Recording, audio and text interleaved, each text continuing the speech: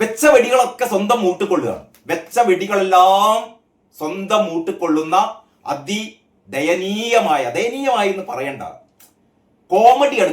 Full കോമഡിയാണ് CPM നടത്തിക്കൊണ്ടിരിക്കുന്നത്. അല്ല, നിങ്ങളൊന്ന് ആലോചിച്ച് നോക്കണം. അതായത് ഭരണം തീരാൻ വേണ്ടി പോകുന്നു, 10 വർഷത്തെ ഭരണം തീരാൻ വേണ്ടി പോകുമ്പോൾ വീട് തോറും കയറി ഇറങ്ങാണ്. അല്ല, ഞങ്ങൾ ഇനിയിപ്പോ എന്താ ചെയ്യേണ്ടത്, ഞങ്ങൾ ഇനി എന്തൊക്കെയാണ് ചെയ്തു തരേണ്ടത്, പണ്ടാറടക്കം നിങ്ങൾ പോയി കിട്ടിയാ മതി.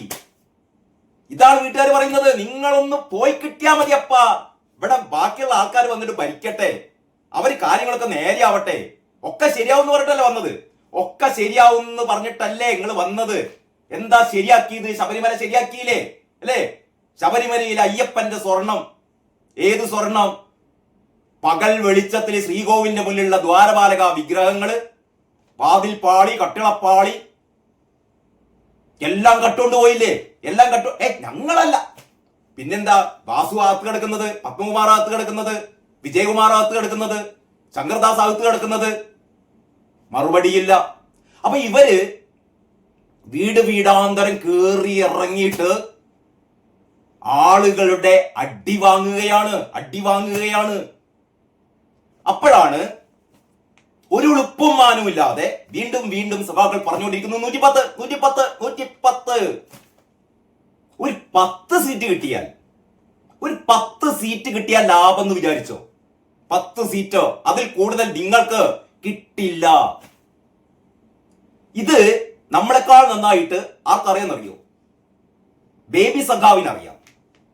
ബേബി സഖാവിന് ഈ കാര്യങ്ങളൊക്കെ അറിയാം. അതായത് സംസ്ഥാന കമ്മിറ്റിയുടെ റിപ്പോർട്ട് നമ്മൾ കഴിഞ്ഞ ദിവസം കണ്ടു. സംസ്ഥാന കമ്മിറ്റി പറയുന്നത് എന്താന്ന് വെച്ചാൽ ഭരണവിരുദ്ധ വികാരമില്ല. കാരണം പിണറായി തമ്പുരാൻ ഭരിക്കുന്നത് കൊണ്ട് പിണറായി വിരുദ്ധ വികാരം ഉണ്ടാവില്ല. കാരണം പിണറായി എന്ന് പറയുന്നത് ദൈവ സമാനനാണ്. വാസവൻ സഖാവ് പണ്ട് പറഞ്ഞ പോലെ പിണറായി എന്ന് പറഞ്ഞാൽ ദൈവത്തിന്റെ അവതാരമാണ്, ദൈവതുല്യനാണ്. അപ്പൊ ദൈവതുല്യനായ പിണറായി ഭരിക്കുന്നത് കൊണ്ട് ഭരണവിരുദ്ധ വികാരം ഉണ്ടാവില്ല. ഇവിടുത്തെ പിണറായി പോലീസുകാര് അറിയാലോ, ഈ കറുത്ത തുണി വീശിയ പാവപ്പെട്ട യൂത്ത് കോൺഗ്രസുകാരെ മുഴുവനും തലമണ്ട അടിച്ച് പൊട്ടിച്ച് എന്തുകൊണ്ട് ഹെൽമെറ്റ് കൊണ്ട് ചെടിച്ചട്ടി കൊണ്ടൊക്കെ തലമണ്ട അടിച്ച് പൊട്ടിച്ചപ്പോ അത് കണ്ട് കൈകൊട്ടിച്ചിരിച്ച കാരണഭൂതം എന്താ നമ്മളോട് പറഞ്ഞത്? അത് രക്ഷാപ്രവർത്തനമാണ്. കാരണം ഇവര് വണ്ടിയുടെ മുന്നിലേക്ക് ചാടുമോ എന്ന് വിചാരിച്ചിട്ട് നമ്മുടെ സഖാക്കന്മാര്, നമ്മുടെ DYFI പിള്ളേരൊക്കെ അവരെ പിടിച്ചു മാറ്റിയിട്ട് അവരുടെ തല ചെടിച്ചട്ടി കൊണ്ട് ഞങ്ങൾ അടിച്ചു പൊട്ടിച്ചതാണ്. ഞങ്ങൾ ചെടിച്ചട്ടി കൊണ്ട് അടിച്ചു പൊട്ടിച്ചില്ലായിരുന്നുവെങ്കിൽ അവര് ഈ വണ്ടിയുടെ മുന്നിൽ പെടില്ലായിരുന്നോ? ഞങ്ങൾ ചെയ്തത് എന്താണ്? രക്ഷാപ്രവർത്തനം എന്ന് പറയുന്ന, എന്താ അതിനൊക്കെ വിശേഷിപ്പിക്കുന്നില്ല. അപ്പൊ ആ രീതിയിൽ ജീവിക്കാൻ വയ്യ ഇവിടുത്തെ ജനങ്ങൾക്ക്. എല്ലാവരും മനസ്സുകൊണ്ട് പ്രാകുകയാണ്. ഈ പണ്ടാര എങ്ങനെയെങ്കിലും ഒന്ന് തീർന്നു കിട്ടോ എന്ന് പറയുമ്പോഴാണ് എല്ലാവർക്കും ശുഭപ്രതീക്ഷ ഏകിക്കൊണ്ട് കേന്ദ്ര കമ്മിറ്റിയുടെ റിപ്പോർട്ട്, നമ്മുടെ ബേബി സഖാവ് റിപ്പോർട്ട് അവതരിപ്പിച്ചത്. ആ റിപ്പോർട്ടിൽ ബേബി സഖാവ് പറയുന്നു, കേരളത്തിൽ വിജയം അത്ര എളുപ്പമല്ല, കേന്ദ്രത്തിൽ വിജയം അത്ര എളുപ്പമല്ല പറയുന്നത് ആരാണ്? ബേബി സഖാവ് പറയുകയാണ്. ഇന്നതാ കേരള കൗമുദി പത്രം വളരെ കൃത്യമായി ആ വാർത്ത കൊടുത്തിട്ടുണ്ട്. കേരള കൗമുദിയുടെ ഏത് പേജിലാണ്? 9-ാം പേജിൽ മെയിൻ സ്റ്റോറിയാണ്. ഏക പ്രതീക്ഷ കേരളം. സിപിഎമ്മിന്റെ കേന്ദ്ര കമ്മിറ്റി പറയുകയാണ് ഏക പ്രതീക്ഷ കേരളമാണ്. എന്നിട്ട് പറയുന്നു, ഭരണത്തിലും പാർട്ടിയിലും തിരുത്തൽ വേണം. ഭരണത്തിൽ തിരുത്തൽ വേണം. ആരാണ് പറയുന്നത്? കാരണഭൂതത്തോടാണ് പറയുന്നത്. ആരാ പറയുന്നത്? ബേബി സഖാവാണ് പറയുന്നത്. കാരണഭൂതമേ തിരുത്തണം. ഇതാ ഈ വാർത്തയിൽ ഏറ്റവും പ്രസക്തമായ ഒരു ഭാഗം ഇതാണ് കേട്ടോ. അതായത് ആവശ്യമായ തിരുത്തലുകൾ സംഘടനാ സംവിധാനത്തിലും ഭരണതലത്തിലും വരുത്തണം. ഇല്ലെങ്കിൽ നിയമസഭാ തിരഞ്ഞെടുപ്പിൽ സമ്പൂർണ്ണ വിജയം സാധ്യമാകില്ല എന്നും കേരളത്തെ സംബന്ധിച്ചുള്ള കേന്ദ്ര കമ്മിറ്റിയുടെ സംഘടനാ റിപ്പോർട്ടിൽ പറയുന്നു. നിങ്ങൾ വിചാരിക്കുന്ന പോലെ 110 അല്ല 10 സീറ്റ് പോലും കിട്ടില്ല നിങ്ങൾ തിരുത്തിയില്ലെങ്കിൽ എന്ന് പറയുന്നു കേന്ദ്ര കമ്മിറ്റി. ആരോടാ പറയുന്നത്? കാരണഭൂതത്തോട്. കാരണഭൂതം അനുസരിക്കുമോ? നമുക്കറിയില്ല. കാരണഭൂതത്തിന് കേന്ദ്ര കമ്മിറ്റിയും ഇല്ല, PB ഇല്ല, ഒന്നുമില്ല. കാരണം കാരണഭൂതമാണ് സിപിഎമ്മിന്റെ സർവ്വസേനാധിപതി. കാരണഭൂതമാണ് സേനാധിപതി. കാരണഭൂതത്തിന്റെ താഴെയേ ഉള്ളൂ ദേശീയ ജനറൽ സെക്രട്ടറി ഒക്കെ. അപ്പം കേന്ദ്ര കമ്മിറ്റിക്ക് മനസ്സിലായി, ഇങ്ങനെ പോയാൽ കേരളത്തിൽ കേരളത്തിൽ മാത്രമല്ല 5 സംസ്ഥാനങ്ങളിലെ തെരഞ്ഞെടുപ്പാണ് വരാൻ പോകുന്നത് കേട്ടോ. ഈ 5 സംസ്ഥാനങ്ങളിൽ ആകെ സാധ്യതയുള്ളത് കേരളത്തിലാണ്. തമിഴ്നാട്ടിൽ സാധ്യതയില്ല, ബംഗാളിൽ സാധ്യതയില്ല, ആസാമിൽ സാധ്യതയില്ല, പുതുച്ചേരിയിൽ സാധ്യതയില്ല. ഇതാ ഈ റിപ്പോർട്ട് ഇങ്ങനെയാണ്. നിയമസഭാ തെരഞ്ഞെടുപ്പ് നടക്കാൻ പോകുന്ന 5 സംസ്ഥാനങ്ങളിൽ പാർട്ടിക്ക് ശുഭപ്രതീക്ഷയുള്ളത് കേരളത്തിൽ മാത്രമാണ് എന്നും അതിന് അനുസരിച്ചുള്ള പ്രവർത്തനങ്ങൾ സമയബന്ധിതമായി നടത്തണമെന്നും CPM കേന്ദ്ര കമ്മിറ്റി ആവശ്യപ്പെട്ടു. അല്ലാതെ വീട് കയറിയിട്ട് പെണ്ണുങ്ങൾ ചൂരെടുത്ത് അടിക്കുന്ന അടി കേട്ടിട്ട് നടക്കലല്ല വേണ്ടത്. ഇനി ആകെ ഒരു 3 മാസമേ ഉള്ളൂ. ആ 3 മാസം തന്നെയെങ്കിലും തിരുത്തലുകൾ വരുത്തണം, ധാർഷ്ട്യം ഒഴിവാക്കണം, അഹങ്കാരം ഒഴിവാക്കണം, ധൂർത്ത് ജനങ്ങൾക്ക് വേണ്ടി, ജനങ്ങൾക്കൊപ്പമാണ് എന്നുള്ള തോന്നൽ ഉണ്ടാക്കണം. പറ്റുമോ? കാരണഭൂതത്തിന് പറ്റുമോ? ഗോവിന്ദന് പറ്റുമോ? ആർക്കെങ്കിലും പറ്റുമോ? വീണ ജോർജിന് പറ്റുമോ? ഇല്ല, ആർക്കും പറ്റില്ല. കാരണം ഇത് ശീലമായി പോയി. ധൂർത്ത് ശീലമായി, അഹങ്കാരം ശീലമായി, ധാർഷ്ട്യം ശീലമായി. എന്ത് ചെയ്താലും കാരണഭൂതമുണ്ടല്ലോ രക്ഷിക്കാൻ എന്ന ഒരു വിശ്വാസം. അപ്പോഴാണ് കേന്ദ്ര കമ്മിറ്റി പറയുന്നത് തിരുത്തണം. യെസ്, കേരളത്തിൽ വിജയത്തിനുള്ള രാഷ്ട്രീയ അന്തരീക്ഷമുണ്ട്.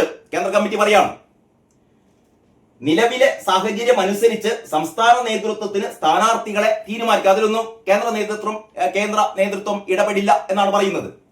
ബംഗാളിൽ എത്ര സീറ്റുകൾ നേടാനാകുമെന്ന് അവിടെ നിന്നുള്ള രാഷ്ട്രീയ സംഘടനാ റിപ്പോർട്ടിൽ വ്യക്തമല്ല. ബംഗാളുകാർ ഏതായാലും ഇതേപോലെ 110 എന്നൊന്നും ബംഗാളിലെ ആൾക്കാർ പറയുന്നില്ല. അവിടെ ഒരു സീറ്റ് കിട്ടിയാൽ ലാഭം, ബംഗാളിൽ ഒരു സീറ്റ് കിട്ടിയാൽ ലാഭം. പിന്നെ സംഘടനാ റിപ്പോർട്ടിൽ വ്യക്തമല്ല. തമിഴ്നാട്ടിലും സമാന അവസ്ഥയാണ്. പുതുച്ചേരിയിലും ആസാമിലും തിരഞ്ഞെടുപ്പിൽ കാര്യമായ നേട്ടമുണ്ടാകുമെന്ന് കരുതുന്നില്ലെന്നും കമ്മിറ്റി വിലയിരുത്തി.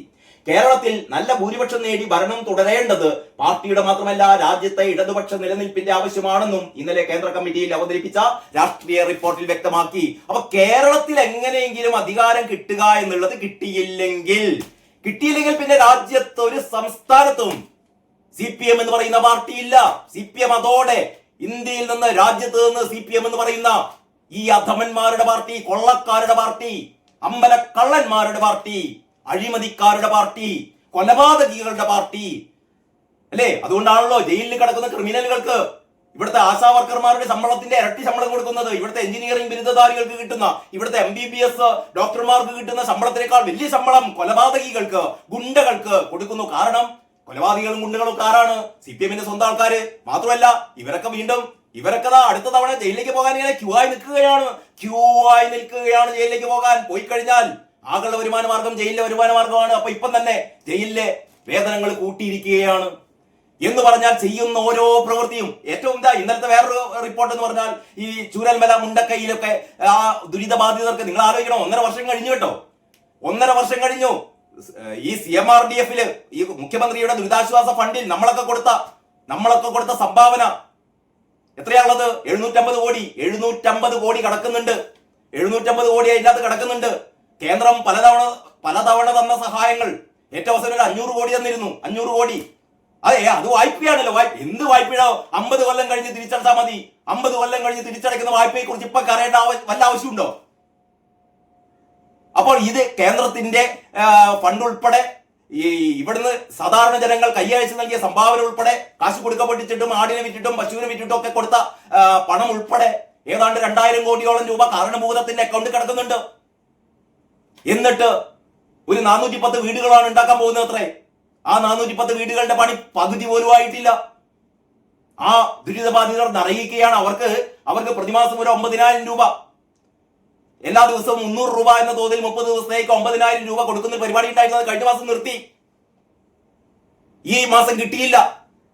അവസാനമാണ് ഒച്ചപ്പാട് ബഹളമൊക്കെ ഉണ്ടായപ്പോഴാണ് രാജ്യം പറയുന്നത് ഞങ്ങളിതാ ഓർഡർ ഇട്ടിട്ടുണ്ട് എന്ന് പറഞ്ഞാൽ സർക്കാരിന്റെ കാരുണ്യത്തിന് വേണ്ടി, ദയക്ക് വേണ്ടിയിട്ട് ഈ ദുരിതബാധിതർ ഇങ്ങനെ കൈനീട്ടണം. ഇത്ര കണ്ണിച്ചോറയില്ലാത്ത സർക്കാർ കേരളത്തിന്റെ ചരിത്രത്തിൽ ഉണ്ടായിട്ടില്ല കേട്ടോ. ദുരിതബാധിതരുടെ 2000 കോടിയോളം കയ്യിൽ വെച്ചിട്ട് ഇതുവരെ വീടുണ്ടാക്കി കൊടുത്തിട്ടില്ല. എന്നിട്ട് മുസ്ലിം ലീഗ് വീടുണ്ടാക്കി കൊടുത്തില്ല, കോൺഗ്രസ് വീടുണ്ടാക്കി കൊടുത്തില്ല. ഓരോന്നും വീടുണ്ടാക്കി കൊടുക്കണ്ടോ? അവരവരുടെ ഒരു എന്താ പറയാ അവരുടെ ഇഷ്ടത്തിനനുസരിച്ച് അവരുടെ താല്പര്യത്തിനനുസരിച്ച് അവരുടെ ആഗ്രഹത്തിനനുസരിച്ച് വീടുണ്ടാക്കി കൊടുക്കാന്ന് പറഞ്ഞു. ഉണ്ടാക്കി കൊടുക്കാതിരിക്കുകയോ ചെയ്യട്ടെ. അത് നിങ്ങൾ ബാധിക്കുന്ന പ്രശ്നമാണോ? അവരാണോ ഇവിടെ ഭരിക്കുന്നത്? നിങ്ങൾ ഭരിക്കുന്ന നിങ്ങളുടെ ഫണ്ടില് 2000 കോടി കടക്കുകയാണ്. ഇവിടുത്തെ ജനങ്ങൾ കൊടുത്ത 750 കോടിയുണ്ട് സംഭാവന. ഇതൊക്കെ അമുക്കി വെച്ചിട്ടല്ലേ ഇവർക്കൊരു 9000 രൂപ മാസം കൊടുക്കുന്നത് പോലും നിർത്തിയില്ലേ? അത്തമ്മന്മാരെ, ദുഷ്ടന്മാരെ, നീചന്മാരെ എന്തൊക്കെയാണ് നിങ്ങൾ വിളിക്കേണ്ടത്? എന്നിട്ട് ഇപ്പോഴാണ് ഒച്ചപ്പാടും ബഹളവും തുടങ്ങിയപ്പോഴാണ് ഇത് അനുവദിച്ചു കൊടുത്തത്. ഇങ്ങനെ ഓരോ ദിവസവും ഞാൻ ഇതാ പറയുന്നത്, ഓരോ ദിവസത്തെ പത്രം എടുത്താലും ആ പത്രത്തിൽ കാണുന്ന വാർത്തകൾ, ഇനി പത്രം പോകട്ടെ, നമ്മൾ ടിവിയിൽ നമ്മൾ കാണുന്ന വാർത്തകൾ, സംഭവങ്ങൾ, സോഷ്യൽ മീഡിയയിൽ നമ്മൾ കാണുന്ന വാർത്തകൾ, ഇതൊക്കെ നോക്കിയാൽ ഓരോ ദിവസവും CPM-ന്റെ ഗ്രാഫ് കുത്തനെ ഇടിയുകയാണ്, പാതാളത്തിലേക്ക് പോയിക്കൊണ്ടിരിക്കുകയാണ്. അപ്പോഴാണ് കേന്ദ്ര കമ്മിറ്റി പറയുന്നത് തിരുത്തണം, തിരുത്തിയില്ലെങ്കിൽ കേരളത്തിൽ അധികാരം കിട്ടിയില്ല എങ്കിൽ അതോടെ പാർട്ടി തീർന്നു. ആരോട് പറയാൻ? കാരണഭൂതത്തിനോടോ? കല്ലിന് കാറ്റ് തട്ടിയ പോലെ, ഇതൊക്കെ നമ്മുടെ നാട്ടിൽ പറയാറുണ്ട്, കല്ലിന് കാറ്റ് തട്ടിയ പോലെ. അതേപോലെയാണ്. ഒരു പ്രശ്നമില്ല കാരണഭൂതത്തിന്. കാരണഭൂതം വിചാരിച്ചിരിക്കുന്നു 110 കിട്ടും. എന്നിട്ട് മരുമോനെ വഴിക്കണം. മരുമോൻ ബേപ്പൂരില് അടുത്ത തവണ അൻവർ മരുമോനിസം തീർക്കാൻ വേണ്ടിയിട്ട് അൻവർ ബേപ്പൂരിൽ എത്തിക്കഴിഞ്ഞിട്ടുണ്ട് കേട്ടോ. അൻവർ ആയിരിക്കും ബേപ്പൂരിലെ സ്ഥാനാർത്ഥി എന്നുള്ളത് ഏതാണ്ട് തീരുമാനിക്കപ്പെട്ടിരിക്കുന്നു. അൻവർ അതിനനുസരിച്ചുള്ള ഗൃഹ സന്ദർശനങ്ങളൊക്കെ തുടങ്ങിക്കഴിഞ്ഞു. ഇതൊരു ഇടതുപക്ഷത്തിന്റെ കോട്ടയാണ് ബേപ്പൂർ എന്നൊക്കെയാണ് പറയുന്നത്. എന്ത് കോട്ടയാവട്ടെ, PV അൻവർ മത്സരിക്കാനെത്തുമ്പോൾ മരുമോനിസം തീർക്കാൻ വേണ്ടി വരുമ്പോ മരുമോൻ വെള്ളം കുടിക്കും, അല്ലെങ്കിൽ PV അൻവർ കുറെ വെള്ളം കുടിപ്പിക്കും, മരുമോനിസം തീർക്കും. അപ്പോഴ് കേരളത്തിലെ സംഘടനാ സംവിധാനം ശക്തമാണ് എങ്കിലും 9 വർഷത്തെ ഇടതുഭരണ നേട്ടം തദ്ദേശ തിരഞ്ഞെടുപ്പ് ഫലത്തിൽ പ്രതിഫലിച്ചില്ല. കേന്ദ്ര കമ്മിറ്റിയെ പറയുന്നത് കേട്ടോ. നിങ്ങൾ ഭയങ്കര നേട്ടം ഉണ്ടാക്കി എന്നൊക്കെയല്ലേ പറയുന്നത്, പക്ഷെ ആ നേട്ടം പ്രതിഫലിച്ചില്ല. എന്നിട്ടാണ് വീട് വിടാതെ കയറി ഇറങ്ങുന്നത്. ഞങ്ങൾ ഇങ്ങനെയൊക്കെ ചെയ്തിട്ടുണ്ടോ,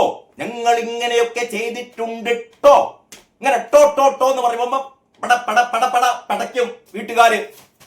അവരുടെ ചോദ്യങ്ങൾക്കൊന്നും മറുപടി ഉണ്ടാവില്ല. ഒറ്റ ചോദ്യത്തിന് മറുപടിയില്ല. കട്ടില്ലേ? ഭഗവാന്റെ സ്വർണം കട്ടില്ലേ? അതിന്റെ അങ്ങപ്പുറത്തേക്ക് എന്തെങ്കിലും ഉണ്ടോ? ഭഗവാന്റെ സ്വർണം കട്ടവർക്ക് വോട്ടില്ല കടക്ക് പുറത്ത് എന്ന് ഓരോരോ വീട്ടുകാരും പറയുകയാണ്. അപ്പോഴാണ് കേന്ദ്ര കമ്മിറ്റി പറയുന്നത് തിരുത്തിയില്ലെങ്കിൽ വിജയ മോനെ തീർന്നു, നിന്റെ കാര്യം തീർന്നോ കട്ടപ്പുക എന്ന് പറയുന്നത് കേന്ദ്ര കമ്മിറ്റിയാണ് കേട്ടോ. അപ്പൊ ഇതാണ് ഇന്നത്തെ ഏറ്റവും പ്രധാനപ്പെട്ട ഒരു സംഭവമായി എനിക്ക് തോന്നിയത്. കാരണം സംസ്ഥാന കമ്മിറ്റി വിജയനെ പേടിച്ചിട്ട് വിജയന്റെ ഭരണം എന്താ പറയാ ഏറ്റവും സുഭിക്ഷമായ ഭരണമാണ് എന്നും ഒരു ഭരണവിരുദ്ധ വികാരമില്ല എന്നും പറയുമ്പോൾ കേന്ദ്ര കമ്മിറ്റി പറയുന്നു ഭരണവിരുദ്ധ വികാരമുണ്ട്, തിരുത്തണം. ഇനി വരുന്ന 3 മാസത്തേക്ക് തന്നെയെങ്കിലും വിവാദങ്ങളിൽ ചെന്ന് പെടരുത്, വിവാദമുണ്ടാക്കരുത്, വിവിധ സമുദായക്കാരെ ശത്രുതയിലേക്ക് കൊണ്ടുപോകരുത്. ആരോടാ പറയുന്നത്? വിജയനോട് അല്ലേ? വിജയനോട്. കാരണം ചില ആൾക്കാർക്കില്ലേ കൊണ്ടെങ്കിലേ പഠിക്കുള്ളൂ, കൊണ്ട് പഠിക്കും വിജയൻ. അതിനി അധിക കാലം വേണ്ട. ബാക്കി കാര്യങ്ങൾ നമുക്ക് അടുത്ത വീഡിയോയിൽ ചർച്ച ചെയ്യാം. അതുവരെ എല്ലാവർക്കും നന്ദി, നമസ്കാരം.